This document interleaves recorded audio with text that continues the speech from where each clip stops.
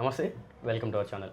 So Telangana ఉన్నటువంటి తాజా రాజకీయాలు, అలాగే రీసెంట్గా రేవంత్ రెడ్డి అవ్వచ్చు, పవన్ కళ్యాణ్ అవ్వచ్చు, వీళ్ళు చేసినటువంటి ఈ వ్యాఖ్యలు సంచలనం మారాయి. సో ఒకసారి వాటన్నిటి గురించి కూడా మాట్లాడదాం.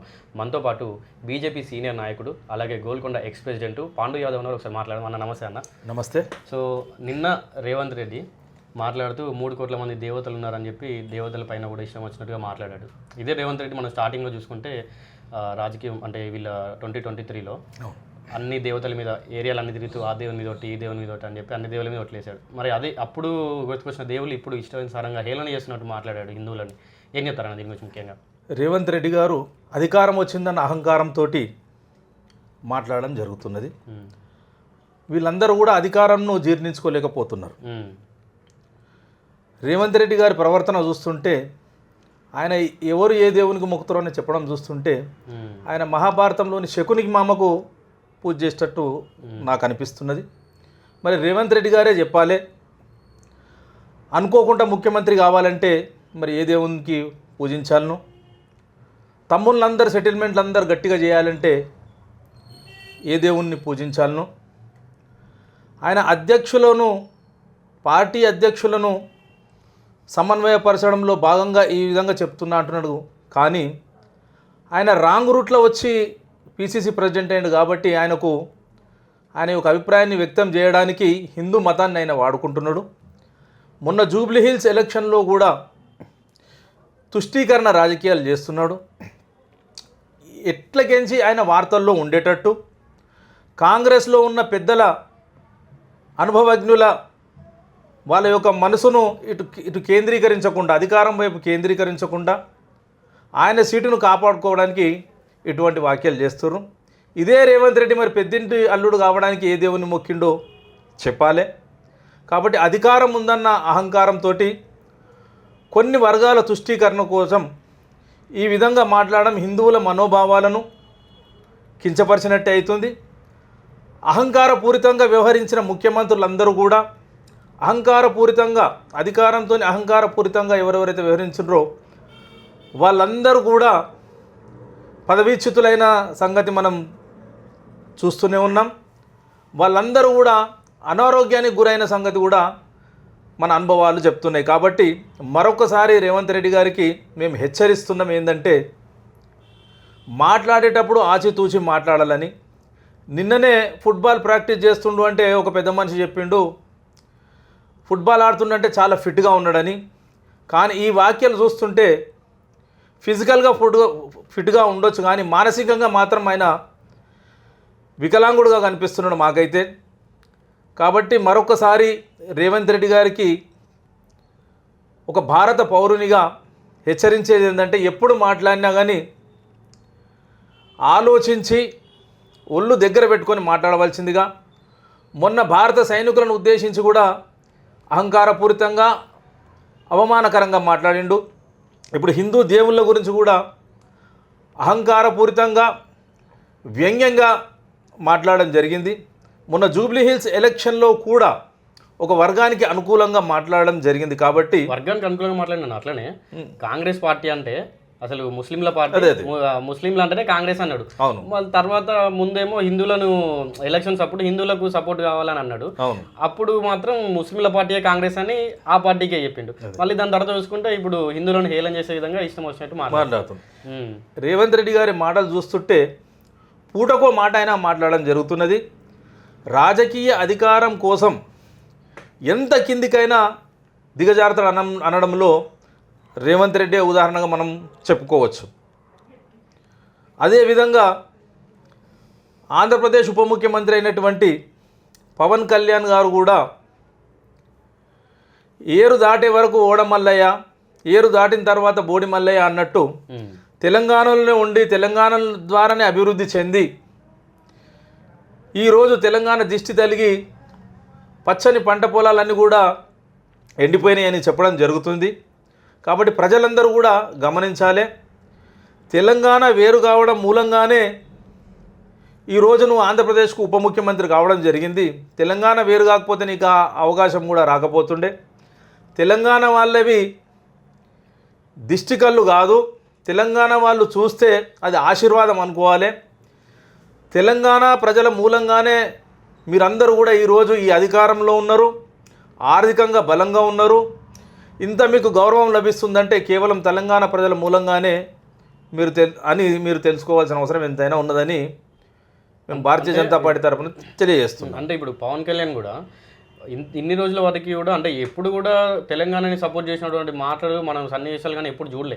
ఒకప్పుడు బీఆర్ఎస్ ఉన్నప్పుడు కేసీఆర్ని ఇట్టడం కానీ, దాని తర్వాత ఇప్పుడు డైరెక్ట్గా జనల్నే అంటున్నాడు. అంటే వీళ్ళ కనుదిష్టి తగులుతూనే మన కోనసీమ అంతా పచ్చగా ఉన్నటువంటిది ఎండిపోయింది, అసలు తెలంగాణ రాష్ట్రం విడిపోవడానికి ఇదే కారణం అని చెప్పి కూడా అంటున్నాడు అన్న. ఏం చెప్తారు మీరు?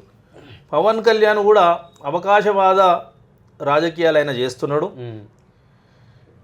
ఈ అనుభవం లేకుండా ప్రజాసేవ చేయకుండా అధికారంలోకి ఎవరెవరైతే వస్తుండ్రో వాళ్ళందరూ కూడా మూర్ఖంగా మాట్లాడుతున్నారు, అహంకారపూరితంగా మాట్లాడుతున్నారు. ఎందుకంటే వీళ్ళు ప్రజాసేవలో ఎప్పుడూ లేరు. అనుకోకుండా దొడ్డిదారిన అధికారంలోకి వచ్చిన వీళ్ళంతా ఎప్పుడూ తమ ప్రయోజనాలు, తమ ఆర్థిక ప్రయోజనాలు, తమ రాజకీయ ప్రయోజనాలు చూసుకొని వీళ్ళందరూ మాట్లాడతారు. కాబట్టి వీళ్ళకు ప్రజల కోణంలో ఆలోచించేది,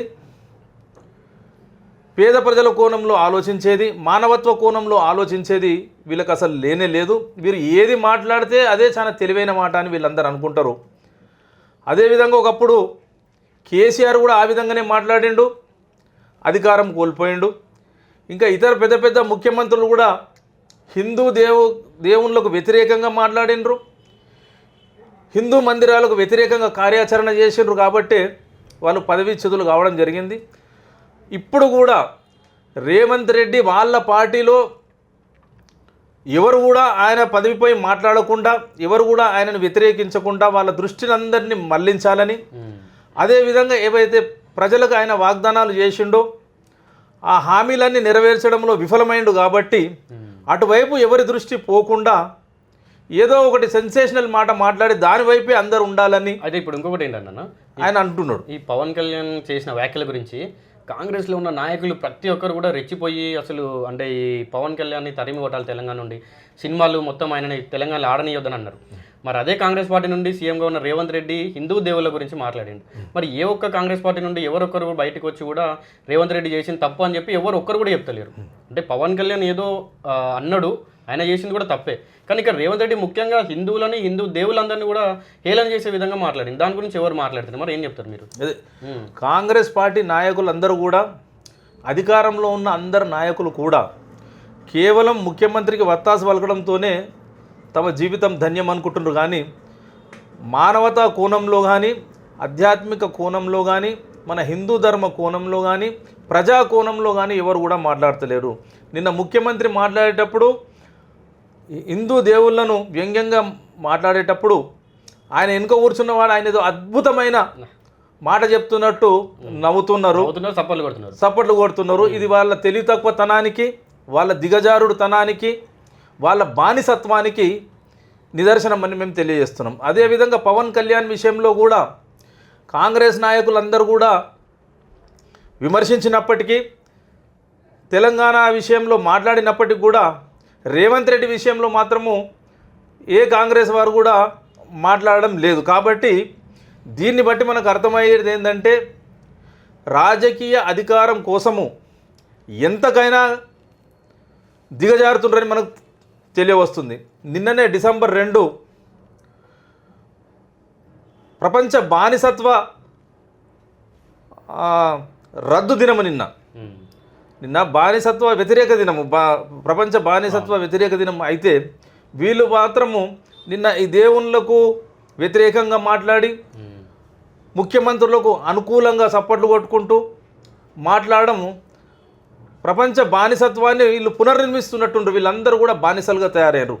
కాబట్టి రాజకీయ కార్యకర్తలకు అందరికి కూడా, రాజకీయ పార్టీల కార్యకర్తలకు, ప్రజలందరికీ కూడా అధికారంలో ఉన్న రాజకీయ నాయకులకు ఒత్తాసు పలకడం మానుకోవాలని, వాళ్ళు వస్తుంటే పోతుంటే వాళ్లకు ముందు పరిగెత్తడము, వాళ్ళు ఏది మాట్లాడినా వాళ్లకు చప్పట్లు కొట్టడము, వాళ్ళను కూర్చుంటే జిందాబాద్, లేస్తే జిందాబాద్ అనడం మూలంగా వాళ్ళ పొగరంతా తలకెక్కుతుంది. కాబట్టి అధికారం ఉన్నంత మాత్రాన వాళ్ళ యొక్క బానిసత్వం చేయొద్దని, అధికారం ఉన్నంత ఎవరికి అధికారం ఉంటే వాళ్లకు జేజేలు పలకొద్దని, ఏది వాస్తవమో ఏది నిజమో అది మాట్లాడాలని నేను ప్రజలను కూడా కోరుతున్నాను. అన్న ఈరోజు శ్రీకాంతాచారి తెలంగాణ ఉద్యమకారుడు మలిదశ తిరిగినటువంటి రోజు అది. ఈరోజు శ్రీకాంతాచారి వర్ధంతి 16వ వర్ధంతి అన్న. సో ఈ సందర్భంగా రాజకీయ నాయకులందరూ తన విగ్రహం దగ్గరికి స్తూపం దగ్గరికి వెళ్ళి నివాళులు అర్పిస్తున్నారు. సో ఈ ఉద్యమకారుల గురించి అవ్వచ్చు, ఈ శ్రీకాంతాచారి గురించి అవ్వచ్చు, మీరేం చెప్తారన్న? శ్రీకాంతాచారి త్యాగం గురించి కానీ, ఇంకా అనేక మంది విద్యార్థులు తెలంగాణ గురించి తన ప్రాణాలను ఎవరైతే త్యాగం చేసినరో వాళ్లకు కేవలం ఒక రోజు నివాళులు అర్పించేంత మాత్రాన వాళ్ళ ఆత్మ శాంతించదు. వాళ్ళ రుణం తీర్చుకోవాలంటే రాజకీయ పార్టీలన్నీ కూడా ఎవరైతే ప్రాణత్యాగాలు చేసిర్రో వాళ్ళందరికీ, వాళ్ళ కుటుంబాలకు ఆర్థికంగా సహాయపడాలి. ఎవరైతే విద్యార్థులందరూ కూడా ఆ ఉద్యమంలో పాల్గొని తమ విద్యా జీవితాన్ని అంతా పోగొట్టుకున్నారో వాళ్లకు ఉద్యోగపరంగా కానీ రాజకీయ పరంగా కానీ వాళ్ళకు అన్ని రాజకీయ పార్టీలు కూడా వాళ్ళకు సహకారం అందించినప్పుడే, వాళ్లకు ఉపయోగపడే కార్యక్రమాలు ఏమైనా చేసినప్పుడే వాళ్ళ ఆత్మలు శాంతిస్తాయని, అదేవిధంగా ఎవరైతే విద్యార్థులు ఇప్పుడు ఉన్నారో ఆనాడు ఉద్యమంలో పాల్గొని వాళ్ళకు కూడా ఏదైనా మనం సహకరించినప్పుడే ఈ యొక్క ఉద్యమానికి తెలంగాణకు కూడా సార్థకత ఏర్పడుతుందని నేను తెలియజేస్తున్నా. కేవలం అమరవీరుల స్తూపం దగ్గరికి వెళ్ళి కేవలము నివాళులు అర్పించినంత మాత్రాన ఏమి కాదు. అదేవిధంగా ముఖ్యమంత్రి కానీ, ఇంతకుముందు ఉన్న ముఖ్యమంత్రి కానీ, ఇప్పుడున్న ముఖ్యమంత్రి కానీ అధికారంలోకి రాకముందు తెలంగాణ కొరకు ప్రాణాలు అర్పించిన వారికి, తెలంగాణ కొరకు తమ జీవితాలు అర్పించిన వారికి అందరూ కూడా అనేక వాగ్దానాలు చేయడం జరిగింది. వాళ్ళకు 250 గజాల ఇళ్ల స్థలాలు ఇస్తామని చెప్పినారు, 25,000 పెన్షన్ ఇస్తామని చెప్పారు, ఇంకా అనేక రకాల హామీలు వాళ్ళకిచ్చి ఏ ఒకటి కూడా పూర్తి చేయలేదు. అదేవిధంగా తెలంగాణ ఉద్యమంలో, తెలంగాణ సాధించడంలో ఎంతో తమ వంతు కృషి చేసినటువంటి తెలంగాణ కళాకారులకు కూడా పూర్తి స్థాయిలో వాళ్ళకు సహాయ సహకారం అందలేదు. అందరికీ కూడా అందలేదు, కేవలం కొందరికి మాత్రమే అందినాయి. కాబట్టి ఇప్పటికైనా కానీ ఎవరైతే తెలంగాణ కొరకు ప్రాణాలు అర్పించిన విద్యార్థులు ఉన్నారో వారి కుటుంబాలకు, ఎవరైతే తమ విద్యా జీవితాన్ని మొత్తము తెలంగాణ కొరకు, ఆ సమయాన్ని మొత్తము తెలంగాణ కొరకు అర్పించినారో వాళ్ళకు కూడా రాజకీయంగా, ఉద్యోగపరంగా వాళ్ళకు కూడా సహకరించాలని నేను తెలియజేస్తూ, కేవలం పై మాటలు చెప్పినంత మాత్రాన ఏమీ కాదు. అధికారంలో ఉన్నవారు కానీ, ప్రతిపక్షంలో ఉన్నవారు కానీ అన్ని రాజకీయ పార్టీలు కూడా వాళ్లకు సరి అయినంగా లబ్ధి చేకూర్చేటట్టు కార్యాచరణ చేయాలని నేను తెలియజేస్తున్నా. సో మొత్తంగా ఏంటంటే ఈ ఉద్యమకారుల గురించి, అలాగే రేవంత్ రెడ్డి చేసినటువంటి హిందూ దేవుళ్ళపైన చేసినటువంటి వ్యాఖ్యల గురించి, అలాగే పవన్ కళ్యాణ్ గురించి, ఈ 3 అంశాల గురించి కూడా మనం మాట్లాడినాం. అయితే ఈ ఉద్యమకారులు, కళాకారులు వీళ్ళందరూ కూడా ప్రభుత్వం నుండి సహాయ సహకారాలు అందించాలి. అలాగే రేవంత్ రెడ్డి తను ఇష్టం వచ్చినట్టు మాట్లాడుతున్నాడు, సోయి లేకున్నటువంటి కూడా మాటలు మాట్లాడుతున్నాడు. అలాగే ఈ పవన్ కళ్యాణ్ ఎవరైతే ఉన్నారో హిందువుల మన తెలంగాణ రాజకీయ నాయకులపైన, తెలంగాణ ప్రజలపైన ఇట్లాంటి వ్యాఖ్యలు చేయడం ఇది సరికాదు. అలాగే ఈ తెలంగాణ నుండి వచ్చేటువంటి చూపు ఏదైతే ఉందో అది చల్లని చూపే అవుతుంది, కానీ దిష్టి తగిలేటువంటి చూపు కాదని కూడా మనం వీడియో ద్వారా తెలుసుకున్నాం. మరిన్ని ఇట్లాంటి వీడియో కోసం మన ఛానల్ సబ్స్క్రైబ్ చేసుకోవడం మర్చిపోకండి.